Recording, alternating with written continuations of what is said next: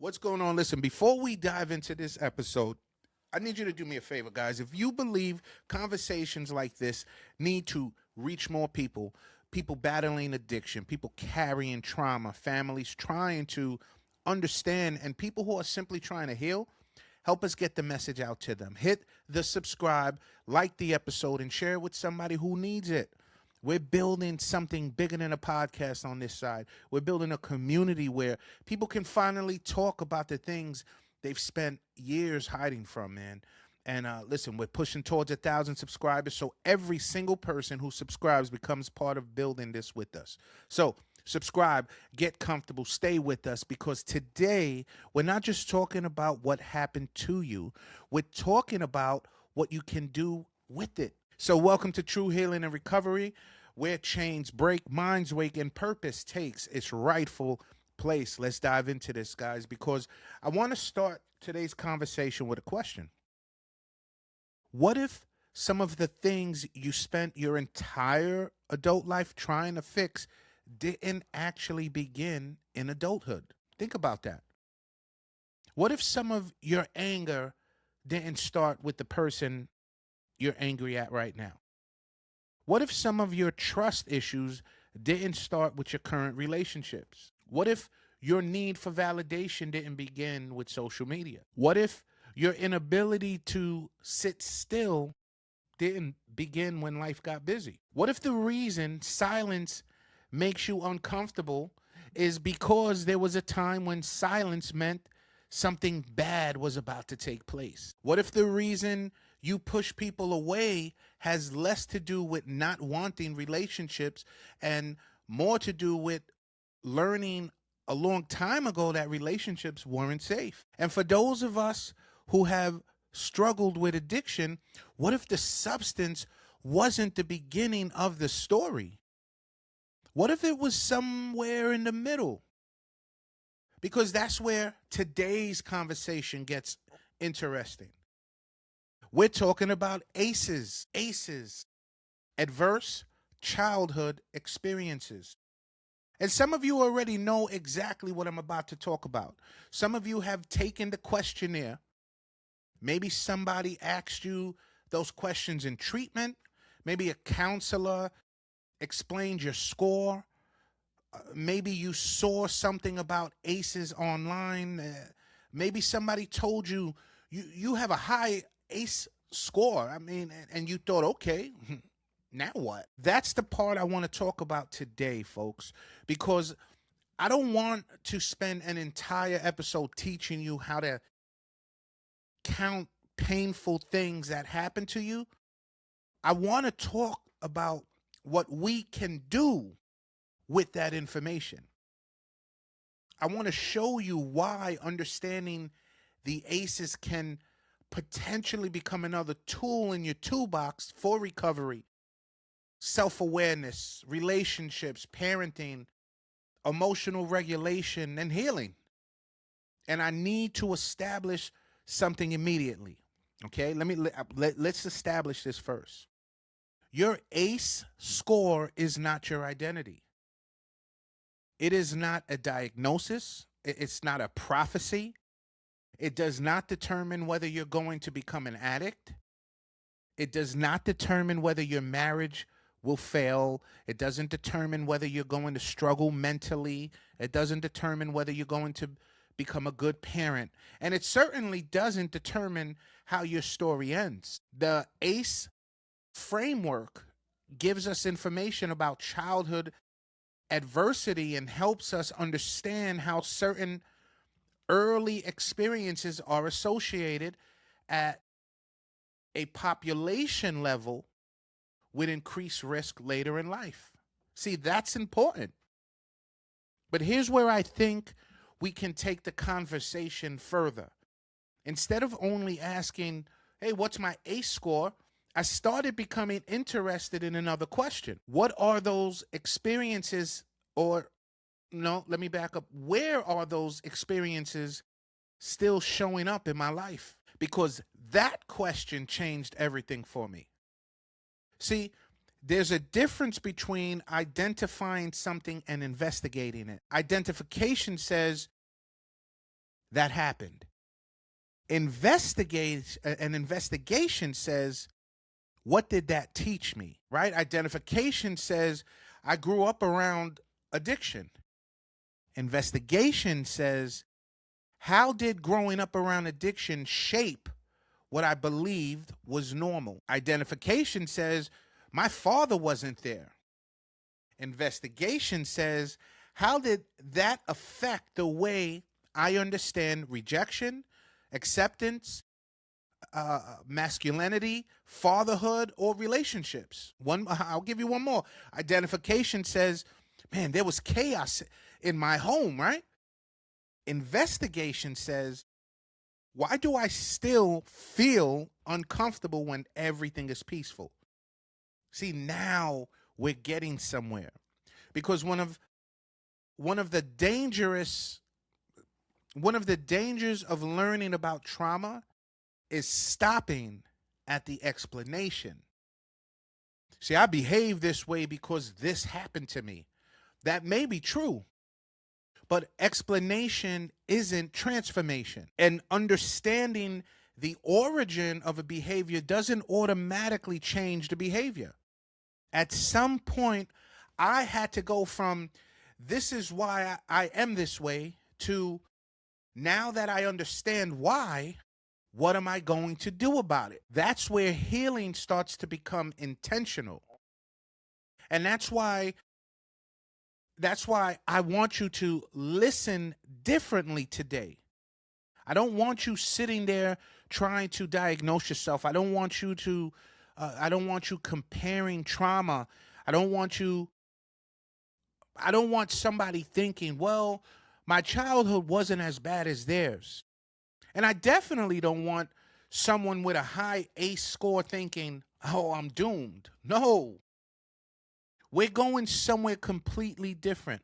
We're going to take information from the past and ask whether it can help us make better decisions in the present. Because there are people listening right now who survived things as children that they didn't even realize affected them. You survived it.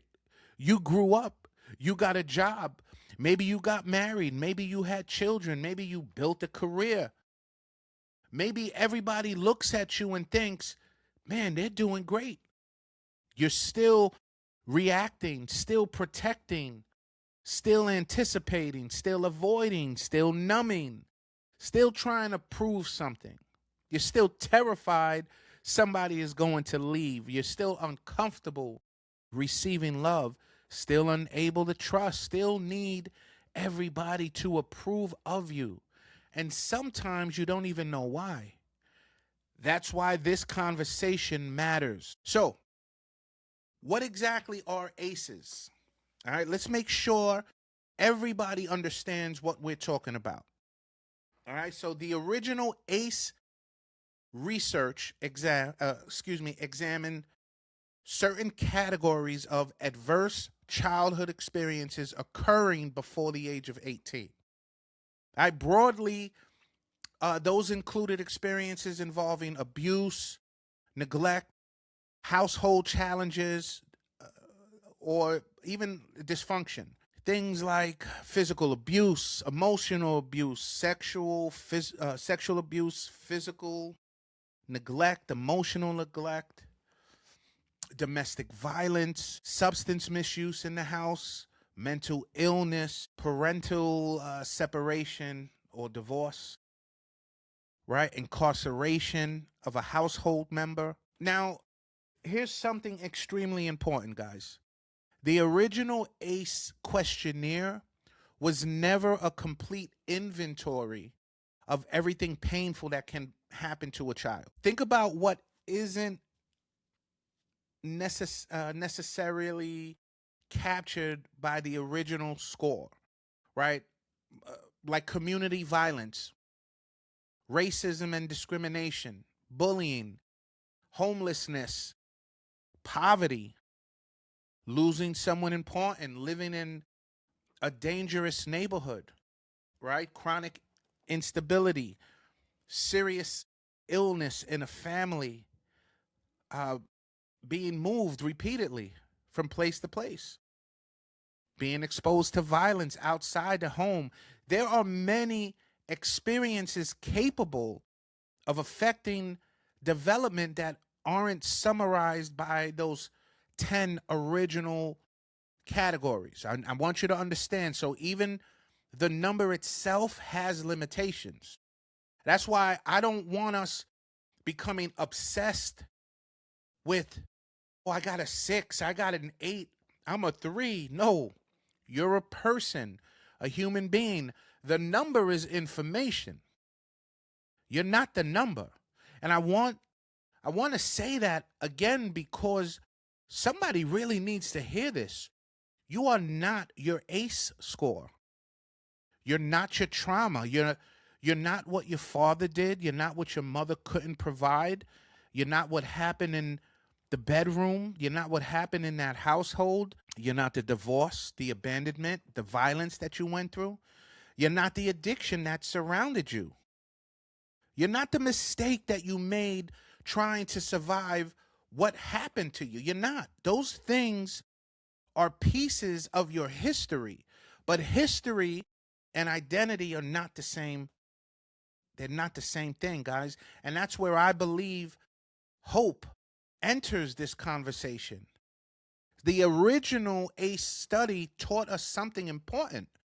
The ACE research that became widely known grew from work involving the CDC and I think it was the Kaiser, I think it's Kaiser, research back in 1990, in the 1990s, right? What happened? Researchers found what is often described as dose response relationships. Generally speaking, what is that? So generally speaking, as exposure to the categories of childhood adverse increased, risk for a variety of negative health and behavioral outcomes also increased. So that includes associations involving like substance misuse and really other challenges later in life. Now listen carefully. Association does not mean destiny.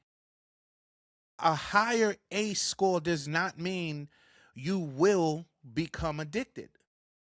It means risk can increase. That's a massive distinction because statistics describe groups. They don't write individual endings.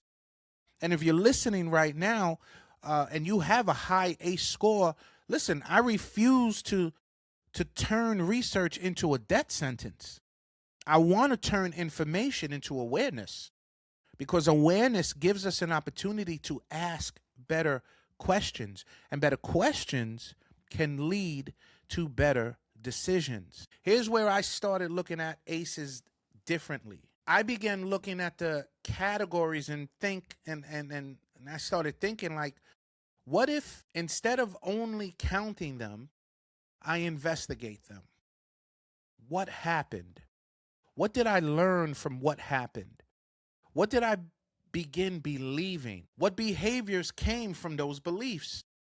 And are those behaviors still serving me today? So let me give you an example.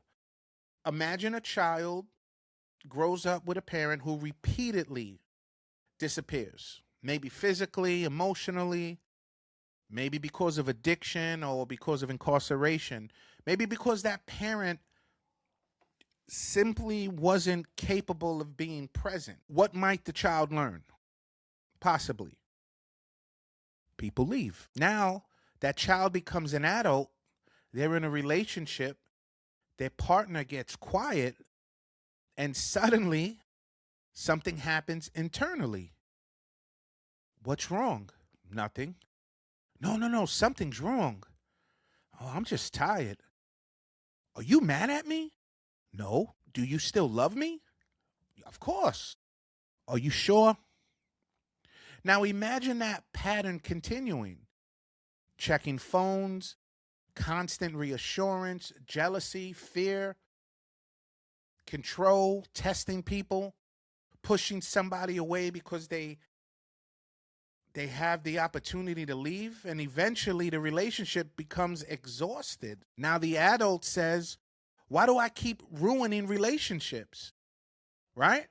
And maybe underneath the relationship underneath the relationship problem is an old belief. That belief, everybody I love eventually leaves. You see what we're doing right now, guys? We're not we're not excusing the adult behavior. We're locating it. We're identifying it. That's completely different. It's different because once I locate something, I can begin working on it. Once I identify what the issue is, I now begin working on it. Here's the framework that I want you to remember. I want to give you something very practical. You know, Coach Mike got to give you something practical, guys. 5 steps. And I'll have this in the description. But I want to give you 5 steps. Experience. What happened? Belief. What did I start believing because it happened? Then your survival response, right? What did I learn to do to protect myself? Now there's an adult pattern. Where does that response show up today? And then finally, healing the target. What do I need to intentionally work on right now? That's it. First one was experience, belief, survival response, adult pattern, and healing target. Let's use another example. I'm going to use another example to try to really simplify this. A child grows up in a home where arguments constantly explode. That's the experience, okay? Let me repeat this. A child grows up in a home where arguments constantly explode. That is the experience. The child begins believing conflict means danger. Guess what that is? Now that turns into the belief. That's the belief. The belief is that the conflict means danger. So what does the child learn? Stay quiet. Disappear. Don't express your needs. Don't challenge anybody.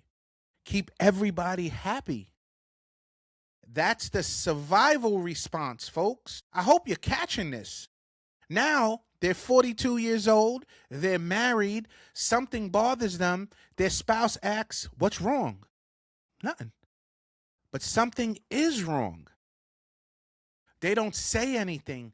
They swallow it, right? They hold it down. Then what happens 6 months later, they explode over something that looks insignificant. And then everybody's saying, where did that come from? It didn't come from nowhere. There may be an old pattern operating underneath a new situation. So what's the healing target, Coach?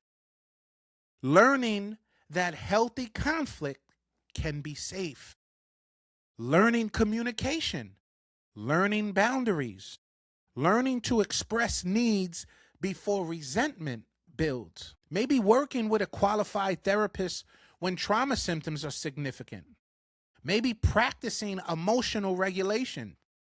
Maybe learning that disagreement does not automatically equal abandonment or danger.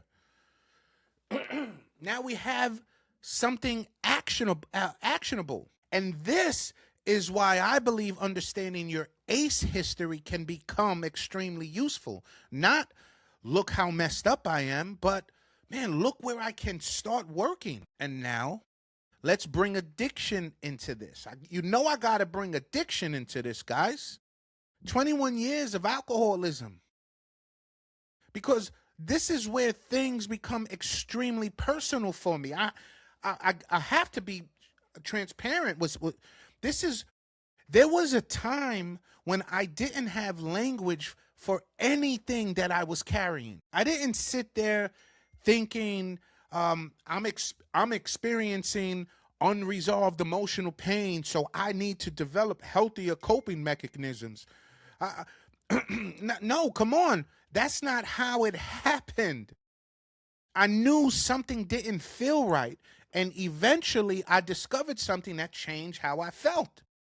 You ready? Alcohol. I discovered alcohol. And for a long time, alcohol didn't introduce itself as the enemy. Oh, man. It introduced itself as relief. That's what makes addiction so deceptive. It doesn't always walk through the door saying, I'm here to destroy you. Sometimes it whispers, hey, I'm here to help you. I'm here to help you feel better. That's why I've said before, sometimes we're not addicted to the substance. We're addicted to the relief that the substance brings. Because if something changes how you feel quickly enough and you don't have another way to deal with what you're feeling, you could start reacting, or you could start reaching for that thing awfully quick again and again and again until something that once felt like relief now becomes bondage. But here's where recovery became deeper for me. When alcohol was removed, I still had to meet myself. I still had emotions. I still had memories. I still had triggers. I still had reactions. I still had beliefs about myself. I still had responsibilities. And that's when I realized something. Sobriety could remove the substance from my hand without automatically removing every pattern from my mind. That required work. And it still requires work. That's why I don't talk about healing like I've arrived. I haven't. I'm learning. I'm growing. I'm being challenged. I'm recognizing things. I'm catching reactions. I'm apologizing when I'm wrong.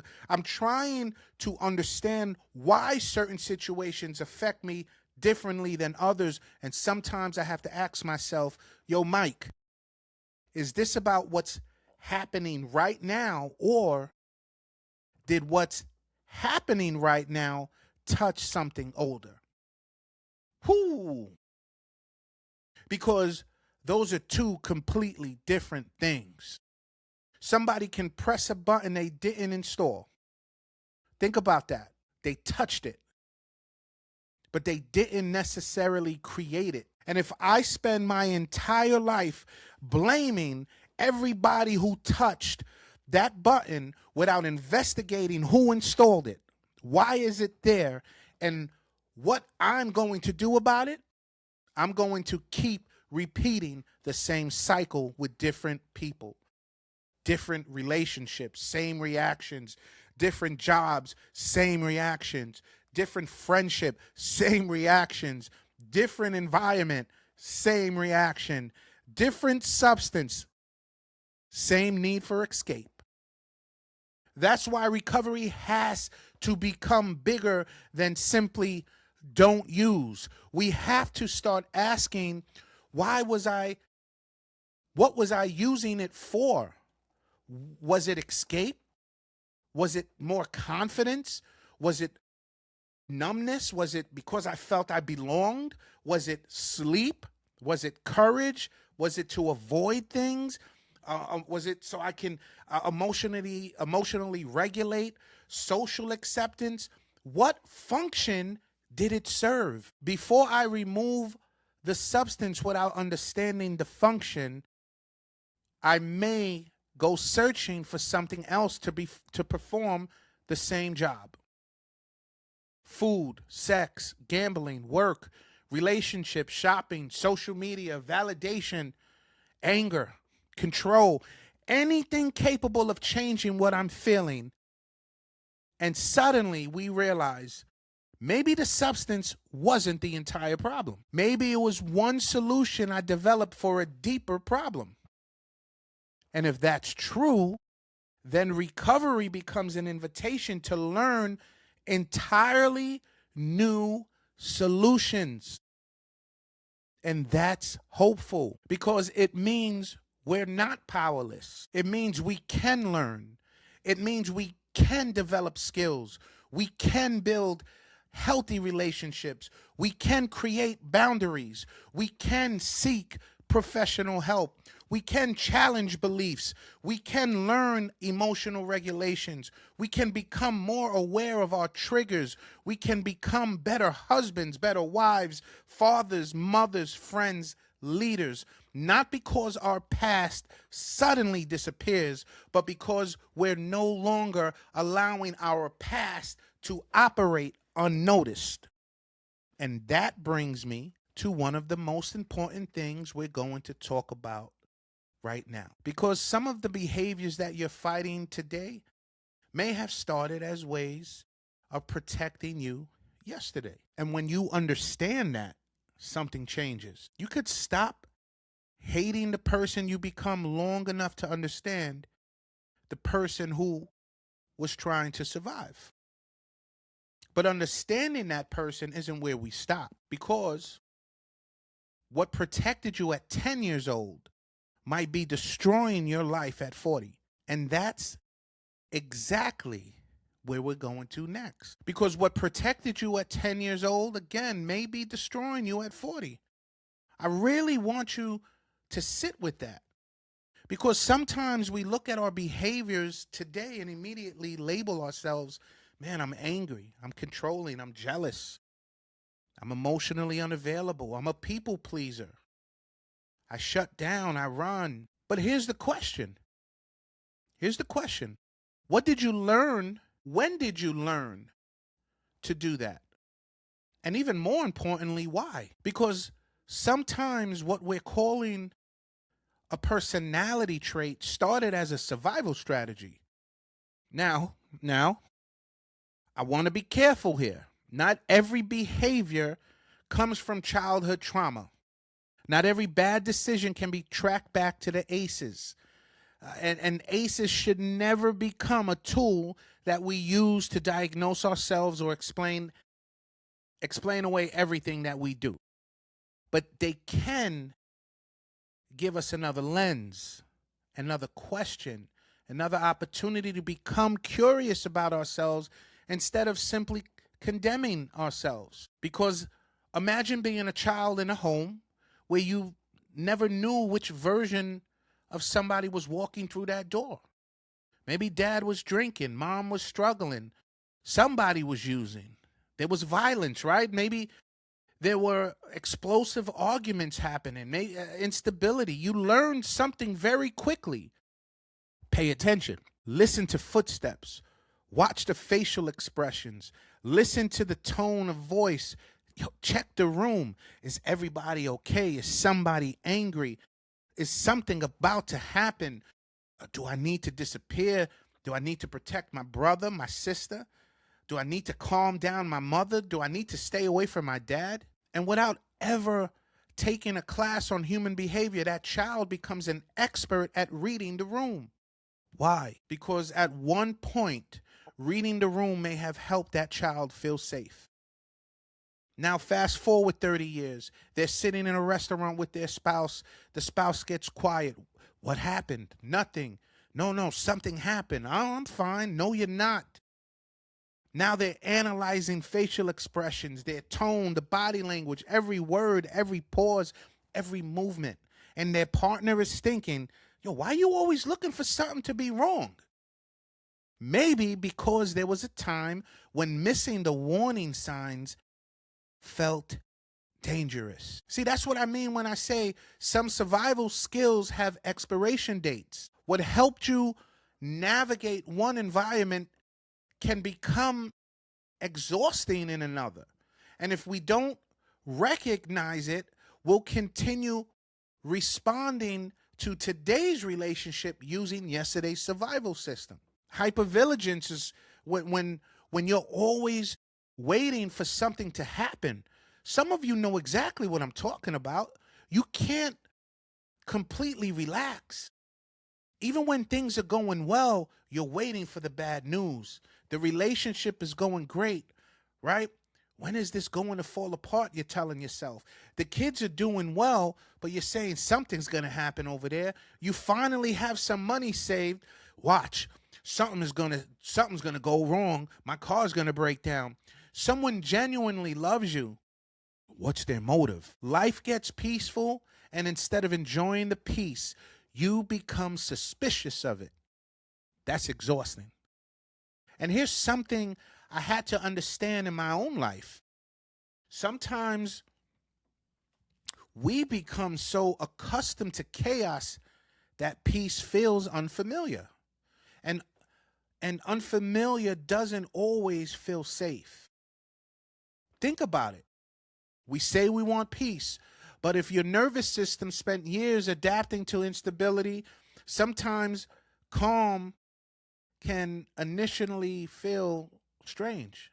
And that's why healing isn't simply telling yourself, relax. Oh, thank you. I've never thought of that. No. Sometimes you have to learn how to experience peace without creating a problem simply because chaos feels more familiar. And if that's an area you recognize, there's your healing target. Not shame. Not what's wrong with me. The target becomes learning safety, learning grounding, learning emotional regulation, learning how to recognize when your body is responding to a threat that isn't actually present. And if you're dealing with significant trauma symptoms, that may include working with a licensed mental health professional who understands trauma, because strength isn't refusing help. Sometimes strength is finally saying, I've carried this long enough by myself. We have people pleasing. We have some people pleasing. Some people close to me are people pleasers, right? When keeping everybody happy became their safety. Somebody listening right now is exhausted because you've spent your entire life managing everybody else's emotion. You know exactly what everybody needs. Everybody calls you. Everybody depends on you. Everybody says, man, you're so strong. But you don't know how to say no, because somewhere inside you, saying no feels dangerous. Maybe love felt conditional growing up. Maybe you received attention when you performed. Maybe you learned, if everybody is happy with me, I'm safe.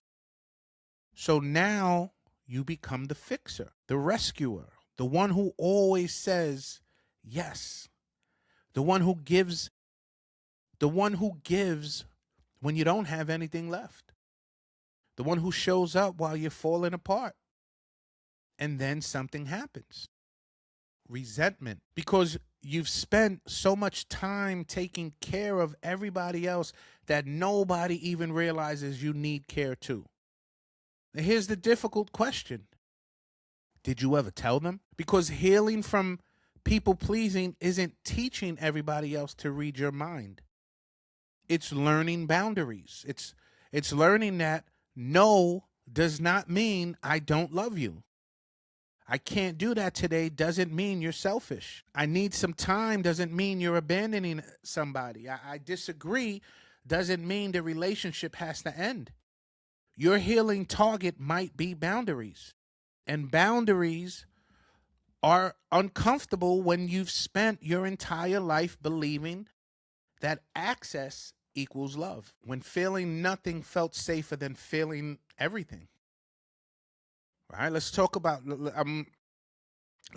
the people that who shuts down, especially some of the men listening. Some of us grew up in environments where emotions wasn't something you expressed. You didn't cry. You didn't talk about being afraid. You didn't say that hurt me. You learned, yo, man up, B. Stop crying. Get over that. So what happened? We didn't stop having emotions. We stopped naming them. That's different. And when you don't have language for what you're feeling, everything can start coming out as the emotions, the emotion you are allowed to express. Anger, right? You're allowed to express anger. I'm not hurt, I'm just mad. I'm not afraid, I'm mad. I'm not embarrassed, I'm mad. I'm not lonely, I'm mad. And suddenly, anger becomes the spokesperson for every emotion you never learn how to communicate. That's huge. Because if anger is the only emotion you recognize, everything looks like something worth fighting. But what if underneath anger is grief? What if underneath anger is shame or rejection? What if underneath anger is, I don't know how to tell you that you hurt me without feeling weak? Now, ladies and gentlemen, we have a healing target: emotional vocabulary, communication, vulnerability, learning that expressing emotions and being controlled by emotions are not the same thing. You don't have to explode. You don't have to suppress. There's another option, and that's called process. Process, folks. Abandonment. Abandonment is a big thing, right? When you leave before they can leave you. Now, this one gets deep. This one gets deep. Some people desperately want love, but when love gets close, they sabotage it. Why? Because closeness creates vulnerability, and vulnerability creates risk. And if somebody important abandoned you early enough, you might learn, never give anyone enough power to hurt me like that again. So you want intimacy, but when somebody gets too close, you find something wrong with them. You start an argument, you become suspicious, you test them, you pull away, you cheat, you disappear, you become emotionally unavailable, or you become the opposite. You hold on so tightly that the relationship can't breathe. Constant reassurance. Do you love me? Are you leaving? Why didn't you text me? Who were you talking to? Why did you say it like that? And eventually the fear of abandonment creates behaviors that damage the relationship. Man, I'm diving into this, folks. Now hear me out. Understanding where that fear came from doesn't make harmful behavior acceptable. That's where responsibility enters the conversation. And I want to give you a line that changed how I looked at any of this. Understanding is not the same as excusing. I can understand why I built the wall, but eventually I have to decide whether I'm going to keep living behind it. That's adulthood. That's recovery. That's growth. There comes a point where I have to say, I didn't choose everything that happened to me, but I do have responsibility for what I do with it now. And that isn't condemnation, that's empowerment. Because if everything is everybody else's fault forever, right? If every issue, everything is everybody else's fault forever, then everybody else has the power forever. But the moment that I say, I can't change what they did, but I can work on what it created in me, something changes. Now I have options. Now I can seek help. Now I can learn. I can forgive. I can set boundaries. Let's talk about the substance. Let's talk about the substance, guys. Those were just a few things that I'm ranting and raving about. But let's talk about the substance, because this is where the ACE conversation and addiction conversation can collide. Imagine carrying all of this internally: the hypervigilance, the fear, shame, anger, loneliness, rejection, all of those things, low self-worth, unprocessed grief, right? Difficult trusting, sleeping, connecting. Then one day you discover something that temporarily changes how you feel. For me, it was alcohol. You got opioids, cocaine, whatever it might be. And suddenly the noise gets quieter. For a moment, the anxiety decreases. For a moment, you feel confident. You don't remember. You don't care. For a moment, you could sleep. You can socialize. And your brain learns something powerful. Man, when I feel that, this changes. That's why we need to understand functions. What did the substance do for you? Because the question is different from what substance did you use? Two people can use the same substance for completely different reasons. One might be escaping loneliness, another might be escaping memories. Another person might be looking for confidence. Somebody might be trying to go to sleep. Another's desperately longing for belonging. Another might be just numbing grief. So when recovery begins, we can't only ask, how do we stop the substance? We also have to ask, what healthy skills, supports, and resources are going to replace the function the substance was performing? Because if alcohol was my emotional regulation, I need to learn emotional regulation. If drugs were my escape, I need to learn how to face discomfort without running. If substance gave me belonging, I need healthy community. If substance helped me numb trauma, I may need trauma-informed professional treatment. If getting high was the only time I felt confident, I need to work on identity, self-worth, and competence. If substance helped me sleep, I need healthier strategies and, when appropriate, medical guidance for what's interfering with my sleep patterns. Do you see how different recovery becomes? We're building something. And that's why I say sobriety is the foundation. It's not the whole house. And this is where ACEs becomes a roadmap. Go, take the questionnaire and stop staring at the number, guys. Take one area, just one, and ask, what happened? Then ask, what did I start believing because it happened? How did I learn to protect myself? Where is that protection showing up today, the now? And then finally, what does healing in this area actually require? You got it. Let's make it practical. If your pattern is, I don't trust anyone, your healing target may involve learning discernment and gradually building trust with safe people. If your pattern is, I explode when I feel disrespected, your target may involve emotional regulation, understanding triggers, and learning communication before escalation. If your pattern is, I can't tolerate being alone, your target may involve learning how to experience solitude without interpreting it as rejection. There's a lot. There's a lot that I'm trying to get into this measly hour or so, guys. See, we're building recovery plans here. Let me say this. Let me say something to the person listening who is starting to recognize themselves in this conversation. Do not turn awareness into another weapon against yourself. You got to hear this. Don't learn about ACEs and spend the next week saying, see, I'm messed up. No. That's not the purpose. You survived. You adapted.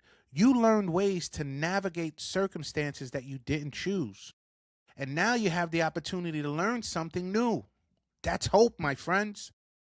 Maybe you learn distrust. You can learn discernment. Maybe you learn chaos. You can learn peace. Maybe you've learned emotional shutdown. You definitely can learn how to communicate. Maybe you learned I'm worthless. You can change that belief. Maybe you learn, men don't cry. You can learn that strength and vulnerability can exist in the same person. See, that's where neuroplasticity gives us another reason for hope, guys. Our brains are capable of adaptation and learning throughout life.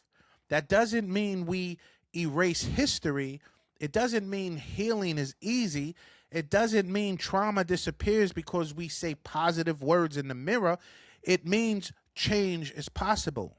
New habits can be practiced. New skills can be developed. New relationships can provide different experiences. New ways of responding can become more familiar over time. And for me, this is also where I gotta throw this in here. Romans chapter 12, verse 2, the living word of God became incredibly personal. It says, be transformed by the renewing of your mind. Not decorate the old mind, not pretend the past never happened. Renew, challenge, examine, replace, learn, grow. And that renewal is something that I continually walk through. Because sometimes I'll catch myself responding to something and I have to ask, where did that come from? And instead of immediately blaming the person in front of me, I try to investigate the reaction happening inside of me. Yo, what am I feeling? What did I interpret? What am I believing right now? Is that belief true? Is my response proportion to what's actually taking place? Or did the situation touch something older? That's the work, folks. And it doesn't make you weak. It makes you aware. Because healing isn't becoming a person who never gets triggered. Healing can look like becoming a person who recognizes the trigger before the trigger makes the decision. That's growth. The old me might have reacted. The growing me learns to respond. The old me needed immediate relief. The growing me learns to tolerate discomfort. The old me says, yo, this is just who I am. The growing me asks, is this who I want to continue becoming? And now I'm a new person. I'm a new person, guys. Healing is about what we're building toward. And if there's one thing I want you to understand before we close this episode, it's this. You cannot spend the rest of your life only studying what hurt you. Eventually, you have to start building what heals you. That's the shift. Because we can become extremely educated about our trauma. We know the terminology. We know our triggers. We know our ACE scores. We know our attachment types, styles. We know what our parents did. We know what happened in the relationship. And all of that awareness can be valuable. But eventually, there's another question. What are you building now? Healing can't only be about identifying what went wrong. Healing also has to include intentional developing what was missing. Intentionally developing what was missing. If you grew up without stability, build consistency. If you grew up without emotional safety, learn how to create healthy emotional safety. If you grew up without boundaries, develop boundaries. If you grew up without healthy communication, learn communication. Begin challenging the beliefs that taught you your worth depended on somebody else's approval. And if addiction became your way of dealing with pain, recovery becomes the opportunity to build new ways of living through it. That's where protective factors become so important. Healthy relationships, community, purpose, connection, healthy coping skills, stable environments, learning emotional regulation, treatment, all of those things matter. Recovery support matters. And for me personally, my faith in Jesus Christ mattered tremendously. Because here's what I love about this entire conversation. Risk is not destiny. I don't care if your ACE score is 1, 5, 7, 9, 10. That number does not contain the rest of your story. It tells us something about exposure. It may help us understand the risk. It can help us ask better questions, but it cannot measure every protective relationship that you've had. It can't fully measure your resilience. It can't measure every person who believed in you. It can't measure every healthy decision you're going to make from this day forward. It can't measure the community you're going to build. It can't measure the father you're going to become, the mother you're going to become, the husband, wife, friend, family, mentor, the person you're still becoming. And it certainly cannot put a ceiling on what God can do through a surrendered, willing, renewing mind. Your score is information. That's it. Information. And information becomes powerful when you know what to do with it. I don't just ask what happened to me. Listen, I want to leave you with a different set of questions. Yes, all right? Yes, what happened to me? But then what did I learn because it happened? What did I start believing about myself? What did I start believing about other people, about the world? How did I protect myself? Where is that protection showing up today? Is it still helping me or is it hurting me? And then what do I need to start building? That's the work. That's the work.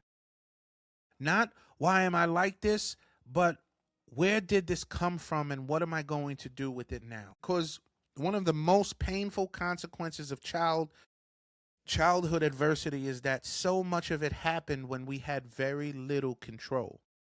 You couldn't control, or you couldn't choose your parents. You couldn't choose whether someone drank, whether someone stopped using drugs. You couldn't stop the divorce. You couldn't force somebody to show affection. You couldn't control the adults. You couldn't control the environment. You were a child, but you're not standing in that same place anymore. And I need somebody to hear this without turning it into blame. You have choices today that you didn't have then, and that's hope. You can choose to get help, choose to tell the truth, choose to set boundaries, choose to apologize, choose to forgive. You can choose to walk away from unhealthy environments. You can choose recovery, choose community, choose to learn. You can choose to say, this pattern ends with me. And maybe that's exactly why you're listening today. I want to talk directly to you for a minute. Maybe nobody knew. Maybe everybody thought your family was fine. Maybe you learned how to smile, you performed well in school, you became successful. You may have built a career, you became the person everybody calls when they have a problem, and nobody realized how much you've carried. Maybe you're 35 years old and something that happened when you were 9 still affects relationships. Maybe you're 60 years old and you've never actually talked about what happened. Listen to me. There's no expiration date on deciding to address something. You're not too old to become more self aware. You're not too old to learn communication or to set boundaries. You're not too old to ask for help. You're not too old to repair relationships when repair is possible. And you're definitely not too old to heal. But healing doesn't mean pretending. Healing doesn't mean it wasn't that bad. Healing doesn't mean excusing people who hurt you. Healing doesn't necessarily mean reconciliation. Sometimes healing means I remember, but the memory doesn't get to run my life anymore. And that's freedom. And you know what? To the person in recovery, I really want you to hear this. Stopping the substance may be one of the greatest decisions you've ever made. But don't stop there, because you deserve more than simply being alive without drugs or alcohol.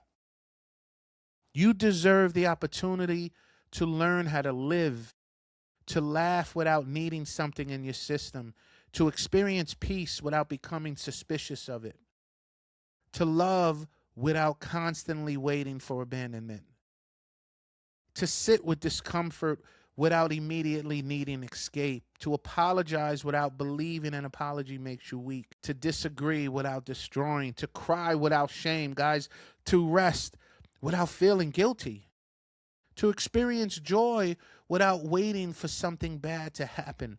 That's recovery too. Recovery isn't just, I don't use anymore. Recovery can become, I don't have to live the way I used to live anymore. That's a completely different level of freedom. Because the goal isn't simply removing the thing that was killing you. The goal is learning how to build a life you don't consistently or constantly need to escape from. Let that sit. Build a life you don't build Build a life you don't constantly need to escape from. And that's why Romans chapter 12, verse 2 means so much to me. Be transformed by the renewing of your mind. Transformation, renewal, not denial, not pretending, not perfection, renewal. Because some of us develop beliefs before we were old enough to question them. And then we spent decades living according to them. I'm not enough. Renew that. Nobody can be trusted. Examine that. I have to handle everything myself. Challenge that. If somebody disagrees with me, they don't respect me. Investigate that. I need alcohol to relax. Replace it. I need drugs to function. Get support and build something different. Who told you that? Who told you that you'll always be this way? Because that's where the transformation starts becoming real. We don't just identify old thinking, guys. We begin renewing it. And I want to make something clear. Faith and professional help do not have to be enemies. Prayer and therapy don't have to be enemies. Scripture and evidence-based treatment does not have to be enemies. Recovery support in church does not have to compete with each other. For me, Christ Jesus is my foundation. And I'm also grateful for the tools that have helped me understand human behavior, trauma, addiction, and healing. And if I'm building a house, I don't get angry because somebody hands me another useful tool. I use the tool and I keep the foundation. And that's how I look at ACEs. It's a tool. It's a tool. So I want you to leave with this, guys. Your childhood deserves compassion. All right? Your pain deserves acknowledgement. Your trauma deserves to be taken serious, but your future deserves something too. Your future deserves your participation. You cannot go back and protect the 8-year-old you from everything that happened. You can't go back and give the 12-year-old you the conversation you needed. You can't rewrite the household. You can't change who left. But today, you can make a decision about what happens next. Maybe the younger version of you learned to survive. Thank God you survived. But maybe the adult version of you is being invited to learn something different now. And that's how to live. So I hope you guys enjoyed the show. Went a little bit over. And you already know this is True Healing and Recovery Podcast, where chains break, minds wake, and purpose takes its rightful place. Healing starts with today's decision, folks. And remember, today is another day, another blessing. Peace.